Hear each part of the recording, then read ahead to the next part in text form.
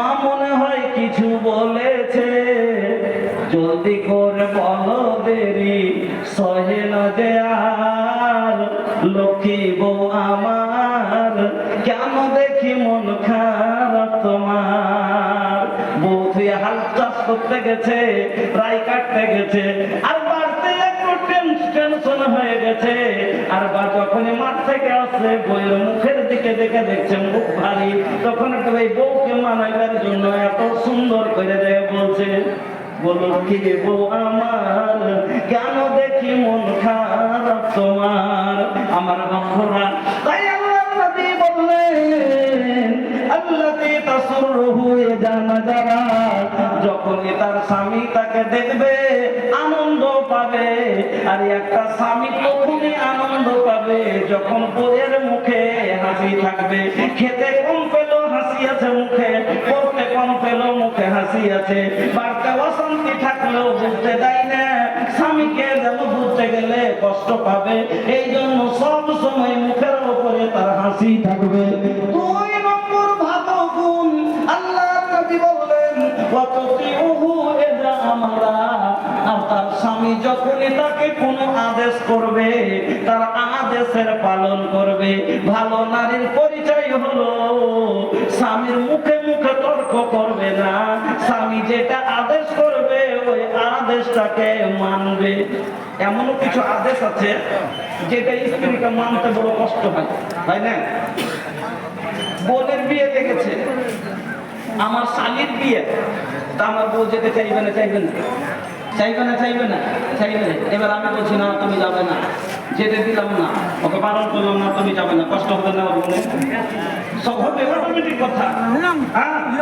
এইরকম ধরনের ওর ভাই বলেছে, আমি বলে দিলাম না তুমি যাবে না, আর ওকে মানতে কষ্ট হবে না? হবে না। যে ভাই মরেছে আর তারপরে যেতে দেয় না, অবশ্যই মানবে যে না আমার মালিক, আমার সত্তা, আমার স্বামী বলেছে যে না তুমি যাবে না, তার অবাধ্য হতে আমি পারবো না।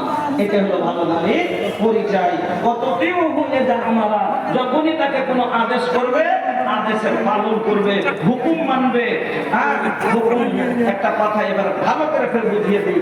একটা লোক মোটর সাইকেল নিয়ে বেরিয়েছে, সাইকেল স্পিডে, এই ছোড়া এই এই ম্যানদের মতনের কাছে যদি কথা বলিস, বাপ রে বাপ রে, এত জন ভিড় এসে সব মিলে।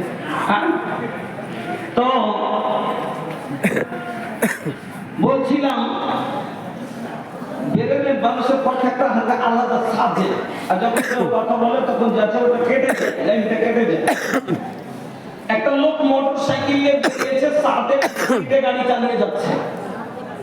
হঠাৎ করে একটা বাচ্চা, 6-7 মাস 8 মাসের বাচ্চা হামাগুড়ি দিয়ে রাস্তায় চলে এসছে হুট করে। গাড়িতে ব্রেক করা লাগবে না? লাগবে না। গাড়িতে ব্রেক করতে হবে না? হবে না। সংকীর্ণ রাস্তা, রাস্তা নাই, ওখান দিয়ে যেতে হবে। তো এবার ওখান দিয়ে যাচ্ছে, আর এরকম ভাবে হঠাৎ একটা বাচ্চা আগা দিকে পড়ে গেছে, তো গাড়িতে ব্রেক করবে, গাড়িতে ব্রেক করলো, কিন্তু হ্যান্ড সমাতে গাড়ির ব্রেক ফেল, গাড়িতে ব্রেক লাগলো না। ব্রেক যদি না লাগে গাড়িতে ঢুকবে? ঢুকলো না, দাঁড়ালো না, যার কারণে বাচ্চাটার উপর দিয়ে চলে গেল, বাচ্চাটা মরে গেল। কথাটা বুঝিয়ে খুব দামি কথা, বাচ্চাটা মরে গেল। এবার বাচ্চাটা যে মরে গেল, যার বাচ্চাটা, ওই লোকটা 3টে মেয়ে একটাই ছেলে, ওইটাই। এবার লোকটা আপনাকে ছাড়বে? ছাড়বে? ছাড়বে না। কত জরিমানা নেবে না? নেবে না। 5 লক্ষ টাকা আপনার কাছে জরিমানা নিল, তো 5 লক্ষ টাকা জরিমানা তো নিল, কিন্তু বাচ্চাটা ফিরিয়ে পাবে? বাচ্চাটা ফিরিয়ে পাবে? পাবে না। তাইলে লোকটারও ক্ষতি হলো যে সন্তান চলে গেল, আর এই লোকটারও ক্ষতি হলো যে 5 লক্ষ টাকা জরিমানা লেগে গেল। তাইলে দুটো লোকের ক্ষতি হলো কিসের কারণে? ব্রেকে ভুল টাকা, ব্রেকে। গাড়িতে ব্রেকটা কেন দেওয়া হয়েছে? এই জন্য যে প্রয়োজনে যেন গাড়িটাকে দাঁড় করানো যায়, এই জন্য গাড়িতে ব্রেকটা দেওয়া হয়েছে। ব্রেক তো আছে কিন্তু কাজে পরিণত হলো না, মানলো না। ব্রেককে দাবলো কিন্তু ব্রেক মানলো না, কথা মানলো না, যার কারণে কি হয়ে গেল? দুটো লোকের ক্ষতি হয়ে গেল। তো ওরকমই মহিলার ব্রেক হলো স্বামীর আদেশ, মহিলার ব্রেক হলো স্বামীর আদেশ।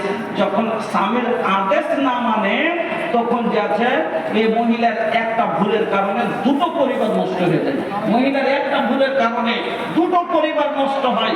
এমন করে আপনাকে আরো একটু বুঝিয়ে দিচ্ছি, তারপরে তখন ফের একটা হাদিস আপনাকে দিচ্ছি। তা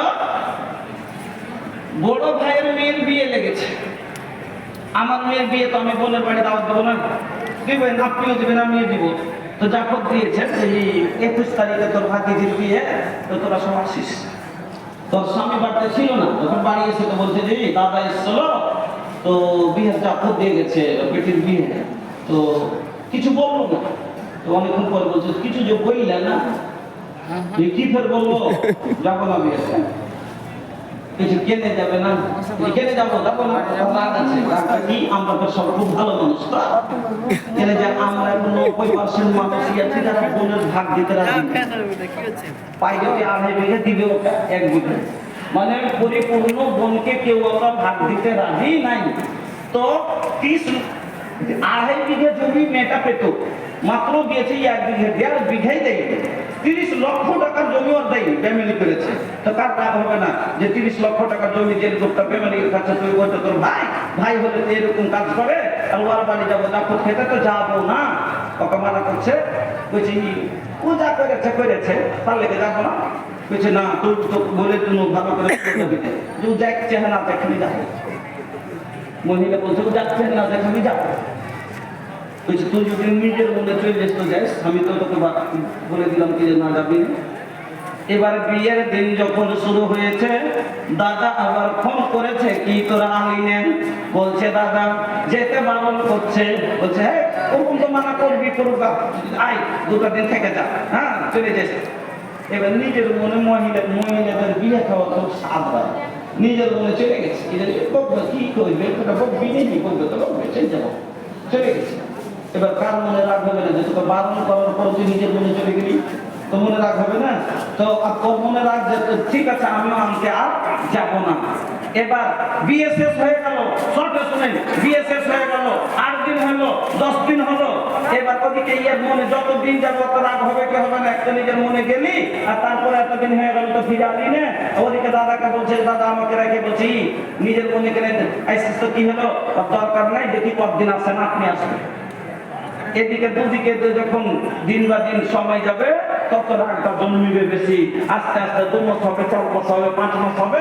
5 মাসের মাথায় তখন পাড়া প্রতিবেশী বলা বলি শুরু করে দিবে, তোর বোনটাকে বিয়ে দেয় না নাকি? হ্যাঁ, ভাবিকে বলবে তোর মনটা চাই না নাকি? তখন তো শুরু হইলে তো করবে যে কি করবে, যে লোকে যে পাপ গুলো করছে, কিছু তাই আমি রেখে আসছি, বলছি হ্যাঁ তুই ছোট হলে চলে যাবে, যাই না, তো কি করবো, তাই কেস করো। এবারে কেস লেখালো যে আমার বোনকে নিয়ে যাই না, ভরণ পোষণ দেয় না, মেইনটেনেন্স কেস লেখালো। এবার ওদিক থেকে বাঁচার জন্য দুলাভাই কেস লেখালো যে আমার বউকে আটকে রেখেছে, পাঠাই না। ই বলছে আমি হারবো না দুলাভাইয়ের কাছে, ও বলছে আমি সালার কাছে হারবো না। ই দিচ্ছে থানায় 10,000, ও দিচ্ছে 20,000, ই দিচ্ছে 20,000, 30,000, তখন ও দিচ্ছে 40,000।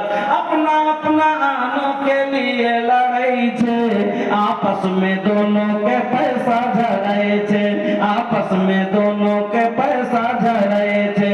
अरे बर्बाद होई छे मालर मकान, हाय रे मुसलमान, हाय रे मुसलमान। तो মহিলার একটা ভুলের কারণে দুটো পরিবারের ক্ষতি হলো না, হলো না। ওর পেরেক করে চলো, ওর স্বামী ওকে রুকে চলো না, তুমি যাবে না, আগে বাড়বে না, বাড়ি থেকে বের হবে না। যদি মেনে নিত তাহলে পারে এরকম কাণ্ডটা ঘটতো না, দুটো পরিবারের ক্ষতি হতো না। যা ক্ষতি হওয়ার কারণটা হলো মহিলা পেরেকের ভিতরে নাই, মহিলা আদেশকে মানলো না, আওয়া বাধ্য হয়ে চলে গেল। এই জন্য আল্লাহর নবী বললেন 2 নম্বর ভালো মহিলার গুণ হলো আমারা, যখনই তার স্বামী তাকে কোন আদেশ করবে আদেশের পালন করবে, তার হুকুমকে মানবে।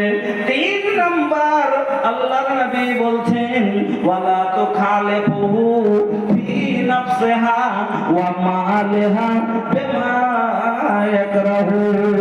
3 নম্বর ভালো গুণের মহিলা, আল্লাহর নবী বলছেন এমন কোন কাজ করবে না তার নফসের দ্বারাই কিংবা মালের দ্বারাই যেটা স্বামী পছন্দ করে না। ফল কথা যে স্বামীর অপছন্দের কাজ সে করবে না, এটা করবো না। হ্যাঁ পুরুষ না হারে তো এলে ভালোবাসে না, আমি এটা করবো না, এটা কাম করবো না। এই ধরনের কোনো কাজ যেটা স্বামী পছন্দ করে না সেই কাজ করবে না। এটা হলো ভালো নারীর পরিচয়। তো কয়টা কথা বললাম? দুটা হলো কি, 1 নম্বরে স্বামীর খিদমত করতে হবে, 2 নম্বরে কি করতে হবে? স্বামীর আদেশের পালন করতে হবে। এবার আসেন 3 নাম্বার। 3 নাম্বার হলো স্বামীর অনুমতি নিতে হবে। কোনই কাজে মহিলাকে কোথাও যাবে, কিছু নিবে, তো ওকে স্বামীর অনুমতি নিতে হবে। এটা স্বামীর হক, কিন্তু ওর মালিকও এই জন্য কি করবে? স্বামীর অনুমতি নিতে হবে। মাগন ভালো করে শুনেন, হাদিসটা শুনেন। আল্লাহর নবী বললেন লা তুনফিকিল, আল্লাহর নবী বলছেন লা ইয়াহিল্লু লিল মারাতি আন তাসুমা ওয়া জাওজুহা শাহিদুন ইল্লা বিইذনি। ও মা বোন ভালো করে শুনে যান, পরে আপনার হক বয়ান করব, আগে আপনার উপরে আপনার স্বামীর হকগুলো শুনে যান। 1 নম্বরে কি করবেন? আপনার স্বামীর খিদমত করতে হবে। 2 নম্বরে স্বামীর কথা মানতে হবে। 3 নম্বরে স্বামীর অনুমতি নিতে হবে। যে কোনো কাজে স্বামীর অনুমতি নেওয়া দরকার। আল্লাহর নবী বলছেন লা ইয়াহিল্লু লিল মারাতি আন তাসুমা ওয়া জাওজুহা শাহিদুন ইল্লা বিইذনি। আল্লাহর নবী বলছেন কোন মহিলার জন্য হালাল নয় কি রোজা রাখবে। মহিলার জন্য রোজা রাখা হালাল নয়। খালি এভাবে যদি বইলে তর্জমা করে চলে যায় এমন ভেজাল লাগবে না, মাথা খারাপ হয়ে যাবে যে মহিলার জন্য রোজা করা হালাল নয়। ভাইঙ্গা চলে কথা বলতে হবে, তাহলে বেড়ে না ভালো বসবে। আপনাদের দিকে স্বামী বলে যে আপনার স্ত্রী আপনাকে কি বলে? আমার স্বামী কিনা। আমাদের দিকে কি স্বামী বলে না ভাই, কি বলে জানেন? ওই যে হ্যাঁ পুরুষ, পুরুষ মানে তো মতলব। হ্যাঁ, তো এটাই আমাদের ভাষা। কি বলবে? তোর পুরুষ, হ্যাঁ পুরুষ মানে স্বামী, তোর স্বামী আমার স্বামী, এটা কথা বলবে না। বলবে যে তোর পুরুষ, হ্যাঁ পুরুষ। উর্দুতে বলবে তো বলবে তেরা সৌভাগ মেরা সৌভাগ। হ্যাঁ, তো এইভাবে বলে। তো পুরানা যুগের একটা মহিলা ছিল, তো মুর্শিদাবাদ এক বক্তা গেছে ওয়াজ করতে গেছে, তো বাংলাতে না ওয়াজ করবে। মুর্শিদাবাদের অনেক বক্তা যায় কিনা বিহারে, তো ওয়াজ করতে গেছে, তো বাংলাতে না ওয়াজ করবে। তো ওয়াজ করেছে স্বামী স্ত্রীর অধিকার হকের উপরে। তো বলেছে তো মহিলাকে যে মহিলারা শোনো, তোমরা যদি জান্নাত চাও তো স্বামীর খিদমত করতে হবে, স্বামীকে তেল লাগাইতে হবে, হ্যাঁ স্বামীকে তেল দিয়ে মালিশ করতে হবে। তা বুড়ি মায়ের লোক, পুরানা মায়ের লোক আমাদের দিকে স্বামী বলে কাকে জানেন? আমাদের দিকে স্বামী বলে ওই ঢিকিতে আগালে যে একটা লোহা লাগা থাকে না, ঢিকির আগালে একটা লোহা লাগা থাকে না, ওইটাকে আমাদের দিকে বলে স্বামী। হ্যাঁ, তো আমাদের দিকে ওই স্বামী বলে ঢিকির আগালে লোহাটা ধান ফুটে। তো এবার তার বুড়ি মানুষ বুঝতে পারেনি, বাড়ি এসে ঢিকিকে ছেড়ে দিয়েছে খুঁটা দিয়ে, আর দিয়ে তেল দিয়েছে, দিয়ে খালি ওই লোহা খানটাকে মুলিয়াতে দিয়েছে। তোর পুতিন এসে কইছে হাগে দাদি তুই ফের কি কুটবি যে তেল দিচ্ছিস? কইছে কেনে কি ফের কুটবো? কইছে কেনে তুই তো ফের ঢিকির ইয়াতে কেনে স্বামীতে তেল কেনে দিচ্ছিস? কইছে কি মুলবিটার ওয়াজ শুনমু। মুলবিটা কইলে শুনলি না যে যদি জান্নাতে যেতে চাই তো স্বামীকে তেল লাগাইস, তাই তেল লাগাচ্ছি। কইছে হ্যাঁ তোরা পুরানা যুগের বুড়ি তো পুরানা যুগের বুড়ি হয়ে থেকে দেখেনি। আগে স্বামী মানে দাদু তেল লাগাইলে দাদুকে লাগাগা, দাদার পায়ে হাতে তেল লাগাইতে হবে। বলছে তাই নাকি? আমি বুঝতে পারিনি। হ্যাঁ, তো কিছু মানুষ আছে ভাইঙ্গে কথা না বললে মায়ের একটু দেড় থাকে। হ্যাঁ, একটা মহিলা বলেছে কি, 2টা মহিলা গল্প করছে, তো গল্পের মাধ্যমে বলেছে কি যে হ্যাঁ আমি 5 বছর আগে 5 বছর আগে 1 টাকা ব্যাংকে দিয়েছি, ব্যাংকে দিয়েছি। আর তা দিয়ে ভুলে গেছি, দেখিনি দিনে যদি দেখছি তো মিয়ামাটি টাকা বেড়ে গেছে, 2500 হয়ে গেছে। হ্যাঁ, মানে 2000 থেকে 1500 থেকে 2500 হয়ে গেছে। তাহলে একটা বুড়ি কইছে যে হাতে হারো কাছে থেকে টাকা আছে, তো তাইলে হামু ব্যাংকে দিয়ে দেবো। বলছে ঠিকই তো দিয়ে দিস, কেন ঘরে ফেলে তুমি 12,000 টাকা 12,000 দিয়ে দিস। ও গেছে যে ঘরে ব্যাংক বসে থাকে না, কাটকে ব্যাংক গেল, ও করেছে কি টাকা কোথায় ব্যাংকে দিতেছে যে ঠিক আছে টাকা দিতে। 1 মাস 1.5 মাস 2 মাস এসে টাকা বলা পারবে, যখন কইছে হাতি তোরা কোন ব্যাংকে দিলি যে টাকা বাড়লার, আমি কোন ল্যাডের ব্যাংকে দিয়েছি যে 1 টাকা বাড়ে না। কইছে আগে কোন ব্যাংকে দিলি যে তোর টাকা বাড়ে না, যত কোন ব্যাংকে তুই টাকা পেয়েছিস। কইছে আইনা তোর চল, তো ওকে বাজারের দিকে ডাকছে, বলছে বাজার কেনে যাবো রে বহিন, আইনা তোকে দেখাচ্ছে ঘর কোনাতে দিয়ে দেখছে দেখতে ব্যাংকে দিয়েছি কিনা। তো না ভাইঙ্গে তুই কথা বললে তো সাফ হ্যাঁ মানুষের বেরোবে, কথা বসে যাবে। এ লেগে ভাই আমি একটু ভাইঙ্গে পড়া করতাম। আচ্ছা, জুলুর রহমান সাহেবের জন্য দিত ছেলে 500 টাকা, মারা গেছে না। আচ্ছা ঠিক আছে, দোয়া করবো দিন থেকে। হ্যাঁ, একটু ওয়াজ শোনেন আগে। তো বলছিলাম কি, আল্লাহ রাসূল বললেন কোন মহিলার জন্য হালাল নয় রোজা রাখা। কোন রোজা? নাফল রোজা। ফরজ রোজাতে স্বামীর অনুমতি নেওয়া প্রয়োজন নাই, আল্লাহর হুকুমের ওপরে কাউরির হুকুম চলবে না। আর ফরজ রোজাটা হলো আল্লাহর হুকুম, মানতেই হবে। কিন্তু নাফল রোজা যদি মহিলা করতে চায়, যেমন এটা হলো শাওয়াল মাস, এটা আরবিতে শাওয়াল মাস, আর এই মাসে 6টা রোজা আছে নাফল রোজা, এই মাসে 6টা নাফল রোজা আছে। এবার কোন মহিলা যদি চায়, আপনার স্ত্রী যদি চায় যে আমি 6টা রোজা করব, আর আপনি বাড়তে আছেন, আপনাকে জিজ্ঞাসা না করে অনুমতি না নিয়ে যদি রোজা রেখে নেয় তো রোজাই হবে না। আপনাকে জিজ্ঞাসা না করে যদি রোজা করে, রোজা হবে না। আল্লাহ রাসূল বলছেন লাইয়া হিল্লু, হালাল নয়, জায়েজ নয় যে রোজা রাখবে, স্বামীর মওজুদ আছে, তো স্বামীর অনুমতি ছাড়া রোজা রাখবে ওর জন্য জায়েজই নয়। তো স্বামীর অনুমতি দিয়ে রোজা রাখতে বা যদি রাখতে হয়, রোজা রাখাটা হলো নেকির কাজ, রোজা রাখাটা নেকির কাজ। তবে নেকির কাজ করতে গেলে যদি স্বামীর অনুমতি প্রয়োজন হয়, তাইলে আদার্স কাজে কত প্রয়োজন আছে? এই বাজারে গেলেও প্রয়োজন আছে না নাই জিজ্ঞেস করা, মার বাড়ি গেলেও প্রয়োজন আছে। বাড়ি আসছে তো বউ বাড়তে নাই, কিছু তোর মা করে কিছু ব্যাংক গেল বা ব্যাংক কিছু কার সাথে গেল না, তো মামার সাথে। এবার বাড়ি এসে তো যাই কোনটা গেছিলে, তো ব্যাংকে গেছিল, কাকে বলে গেলে কেনে কোন সাত পরের সাথে গেছিল, নিজের খালে তো ভাইয়ের সাথে তো গেছিল, তো বইলে যেতে হবে। খালে তো ভাইকে নিজে ভালো করে বুঝেলেন কথা।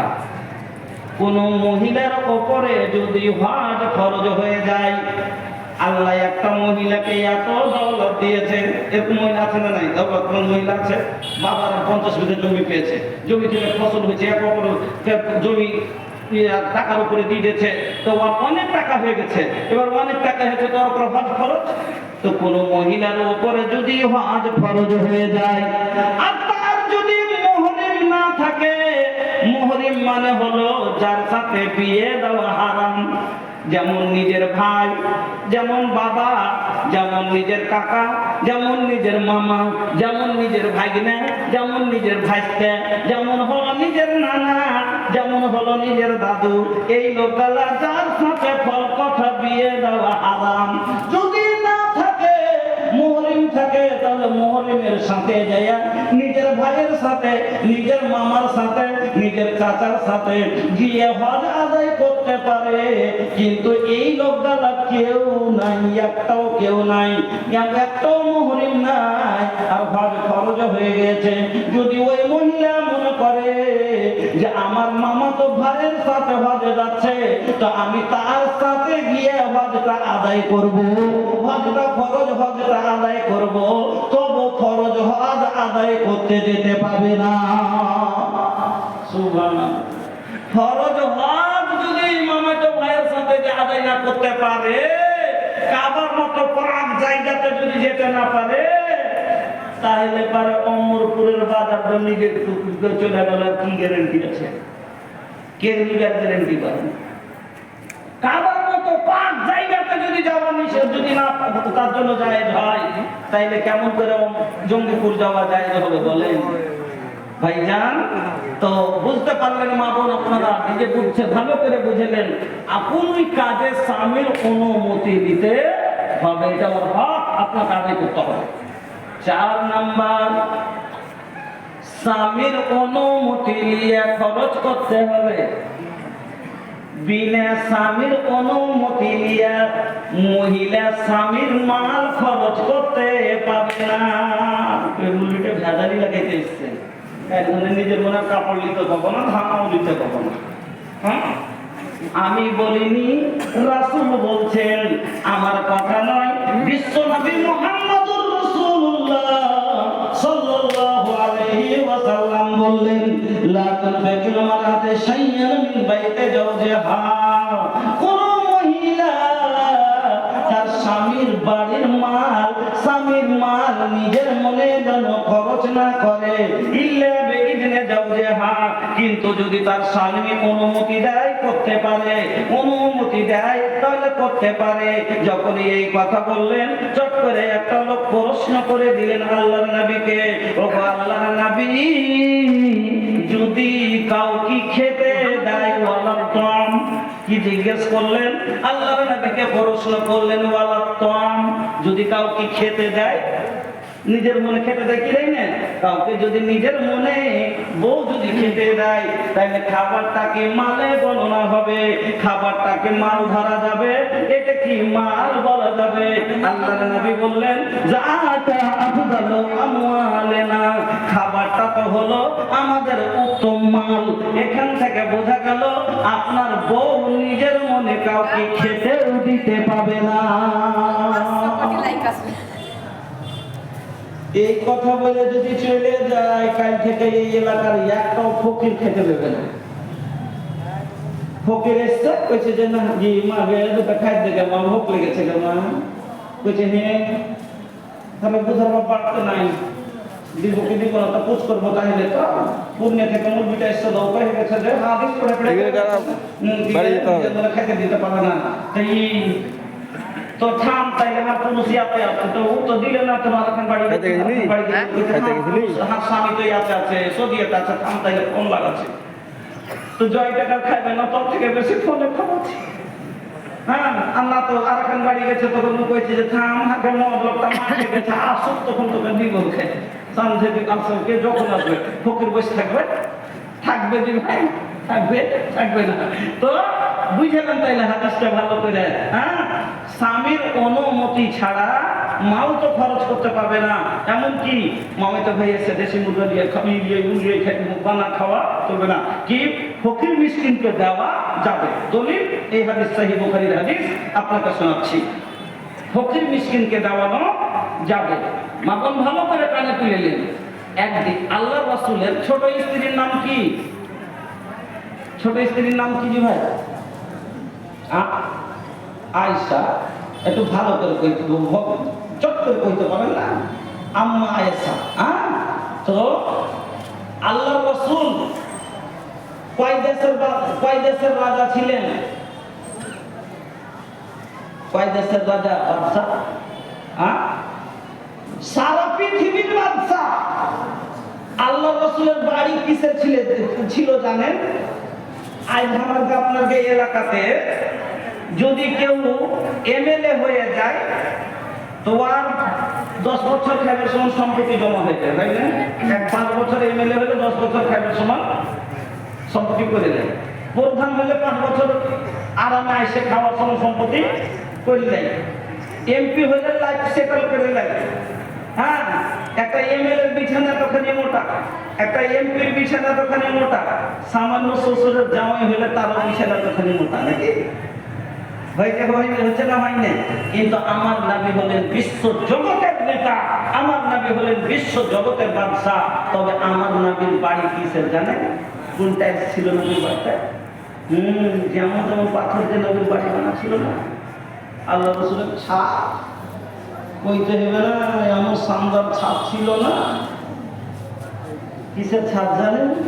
ফুসকে ছাউনি মে কাতে বিছাওনা, না চাঁদি না সোনা। টাট মানে হলো খাজুরের বোনা পাটি, আর ঘুষের ছাউনি খাজুরের পাতা দিয়ে চাল চাহা। আল্লাহ রাসূলের চাল হলো ঘরের চালটা, ছাউনিটা ছিল কিসের? না তো খাজুরের পাতের। আর বিছানাটা কিসের? না তো খাজুরের বোনা পাটির। ফুসুকে ছাউনি মে টাটো বিছানা, घर में गरीबी न चांदी न सोना, घर में गरीबी न चांदी न सोना। अरे भगवा से बांधिले सेकम पे पथरिया, तरस गइल दर्शन के हमरी नजरिया, बरस गइल अखियन से कम के बदरिया। निदिया न आवे तोहरे करनवा, जियरा न लागे तड़पेला मनवा। अरे जल बिना तड़पेला जैसे मछरिया, तरस गइल दर्शन के हमरी नजरिया, बरस गइल अखियन से गम के बदरिया। আমার নবীর বিছানা আল্লাহ রে আল্লাহ। একদিন দুপুরের সময়তে ওমর ফারুক রাদিয়াল্লাহু তাআলা আনহু আল্লাহর নবীর বাড়ি আসলেন। আল্লাহর নবী ওমরের আওয়াজ পেয়ে ঘরের ভিতর থেকে বেরিয়ে আসলেন। আল্লাহর নবী শুয়েছিলেন, কাইলুল্লাহ করছিলেন, বিশ্রাম করছিলেন। এমনি সময় আবু ওমরের আওয়াজ পেয়ে আল্লাহর নবী বাড়ির বাইরে আসলেন। আরে আল্লাহর নবীর শরীরের দিকে ওমর যখন দেখেছে, চোখ দিয়ে ঝরঝর ঝরঝর করে পানি বেরিয়ে চলে আসছে। কেন? আল্লাহর নবী খাজুরের পাটিতে শুয়েছিলেন, এমন ভাবে শরীরে দাগ জ্বালা পড়েছে, মনে হচ্ছে রক্ত ফুটে বেরিয়ে যাবে। ওমর দেখে বরদাস্ত করতে পারে না। আল্লাহর নবীকে বলছেন, নবী গো, আপনাকে দেখে সহ্য করতে পারি না গো নবী। ও গো নবীজি, যদি অনুমতি দেন খাজুরের ভুসিগুলো দিয়ে আপনার জন্য একটা মোটা করে তোশক বানিয়ে আনবো। আল্লাহর নবী বলছেন, ওমর রে, আমি মোটা বিছানায় শুয়ে আরাম করতে আসিনি, আমি এসেছি মানবতার কল্যাণের জন্য, আপনার আমার কল্যাণের জন্য। নবী কোনদিন মোটা বিছানায় পর্যন্ত ঘুমায়নি, নিজের জন্য দাওলাত জমা করেননি। যখন নবীজি কোরআন আপনার কাছে আমার কাছে পৌঁছাবার জন্য শুরু করলেন, ওই মক্কার লোকেরা, বড় বড় জালিমেরা আমার নবীকে অফার দিয়েছিল, ও মুহাম্মদ, তুমি খালি এই কোরআনটাকে মানুষের কাছে পৌঁছায়ো না, বিনিময়ে যদি বাদশাহী চাও, মক্কার বাদশাহ তাকে তোমাকে বানিয়ে দিব। ও মুহাম্মদ শুনো, যদি তুমি ধনশালী হতে চাও, তুমি কোরআনের প্রচার করিও না, ছেড়ে দাও, তোমাকে ধনের কোনো এত ধন দিব তুমি টানতে পারবে না। আমার নবী সব মাধ্যমে বলেছিলেন, ওরে তোমরা শোনো, আমার এক হাতে যদি সূর্য, অন্য হাতে যদি চন্দ্র এনে ধরিয়ে দাও, তবু আমি আমার উম্মতের কাছে কোরআন পৌঁছাইতে রব না। বাদাম গালা কই দিয়েছে দিখাই কোরআন একবার আছে, এই কোরআন পেয়েছি বলে আজ এই সভা থেকে দেখতে পেয়েছি। হ্যাঁ খাবে না দেখি আল্লাহ যত বড় নিয়ামত দিয়েছে দুনিয়াতে, তার ভিতরে সব থেকে যেটা বড় নিয়ামত সেটা হলো কোরআন। কেন? যদি কোরআন না পেতাম আল্লাহকে চিনতে পারতাম না, নাকি? কোরআন না পেলে হেদায়েত পেতাম না, কোরআন না পেলে হালাল হারাম বুঝতে পারতাম না, কোরআন না পেলে আজ ঈমান আনতে পারতাম না, কোরআন না পেলে আজ জান্নাতে যেতে পারতাম না। তাইলে বলবেন যে মাওলানা আমরা কি জান্নাতে যাব? ইনশাআল্লাহ জান্নাতে যাব, ইনশাআল্লাহ আমরা জান্নাতে যাব। কেন? আল্লাহ রাসূল বলে গেছেন, মান কালা লা ইলাহা ইল্লাল্লাহ ফাদাখালাল জান্নাহ, যে খালিস দিলে লা ইলাহা পড়ে যে জান্নাতে যাবে, পড়ে আলহামদুলিল্লাহ, সুবহানাল্লাহ। এই কোরআন। তবে বলছিলাম ভাই, এই কোরআন এত কষ্টর পরে এসছে আপনার কাছে, আমার কাছে, আজ আমরা ফ্রিতে পেয়েছি। তো কোরআনের কোনো গুরুত্ব দিই না। এখন আমি 4টা পয়েন্টে আছি, এখানে আপনারা যত থাকবেন আমি অপরাধ করবো, মধ্যখানে খালি আমি আপনাকে টেস্ট করবো 1 মিনিট। যে নবী আল্লাহু আকবার যখন, আচ্ছা আপনার সমাজের একটা আইন আছে, আর আপনার আইন যদি সমাজের একটা লোক না মানে, ওকে আপনার গাঁ হলে বের করে দিবেন না? দিবেন? যে সমাজ মানবে না তো দেবেন না, নাকি বের করে দিবেন। তা আমার নবীকে যখন ওরা বললো, আমার নবী যখন মানলেন না, তখন কি করলো ওরা? এগুলো করে দেবে, এই মোহাম্মদকে রাখা যাবে না, একসাথে চলা বলে কিছু করা যাবে না, কিনা বিক্রিও করা যাবে না। এদের মুসলমানদের যে কয়েকটা মুসলিম মুসলমান হয়েছিল তারা বের করে দিল। চলে গেলেন কোথায়? শোয়েবে আবি তালিবের ঘাঁটিতে। ওখানে যাওয়ার পরে বলবেন আপনি, হ্যাঁ, ওখানে যাওয়ার পরে আজটা আমাদের মতো কোনো ঘর ভর্তি ধান চাল ছিল না, গম ছিল না যে বেঁধে দিয়ে যাবেন।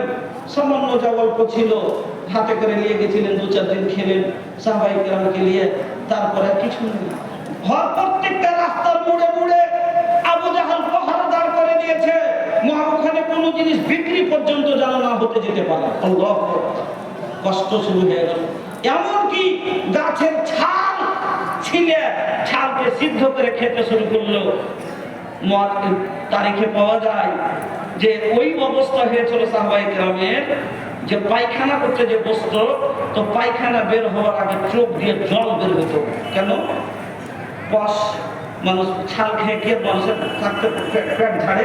আল্লাহ, এই শাকে একটু তেল যদি কম হয়ে যায় আমরা শাক খেতে পারি না, আর যদি গাছের ছাল কে খাওয়ার জিনিস বলেন, সে কষ্ট করার পরে শুধু তাই না, এই কোরআনের জন্য, এই কোরআন আপনার কাছে আমার কাছে পৌঁছাবার জন্য বদরের প্রান্তে 14 সাহাবী নিজের গর্দন দিয়ে দিলেন। উহুদের প্রান্তে 70 সাহাবী নিজের গর্দন দিয়ে দিলেন, নিজের জীবন দিয়ে দিলে। জীবন দিয়ে দিব, কিন্তু কোরআন মানুষের কাছে পৌঁছাবো, মানুষের কাছে হেদায়েত পৌঁছাবো, মানুষকে আল্লাহকে চেনাবো, মানুষকে জাহান্নাম থেকে বাঁচাবো। আল্লাহু আকবার। আমার নবীর মুখের দাঁত পর্যন্ত চলে গেল। তো ভাই আমি আপনাকে যেটা বলতে চাইছি, যে তারা যদি এত কষ্ট না করতেন, করে আজ তাইলে আমরা কোরআন চোখে দেখতে পেয়েছি আর হেদায়েত পেয়েছি। তা আমাদের কর্তব্য কি, যে আমাদের সন্তানদের, আমাদের আনেওয়ালা নসল যেটা আমাদের আজকে দিচ্ছেন, তাদের জন্য আমাদের কাছে কোরআনকে আমরাকে কোরআনকে পৌঁছাতে হবে না? হবে না? তো ওরা যদি নিজের জীবন দিয়ে দিতে পারে, রাসূল যদি নিজের মুখের দাঁত দিয়ে দিতে পারেন, আমরা 1000টা টাকা দিতে পারবো না? বলে আমি চাঁদা করিনি, চাঁদা করবো, আমি ওয়াজ করবো, শুধু আমি 30টা মিম্বার বানাবো, 30টা পালা, 30টা লোক শুধু আমি দেখবো এই এলাকা থেকে যে কোরআনের জন্য নিজের জীবন দিতে পারে কিনা। যে কোরআন আপনাকে জাহান্নাম থেকে বাঁচাচ্ছে, পড়ে যাও আলহামদুলিল্লাহ। হ্যাঁ, ওই কোরআনের জন্য যদি সাহাবায়ে কেরাম নিজের জীবন দিয়ে দিতে পারেন, তাহলে আপনি কি 1000 টাকা দিতে পারবেন? এই কোরআনের জন্য গত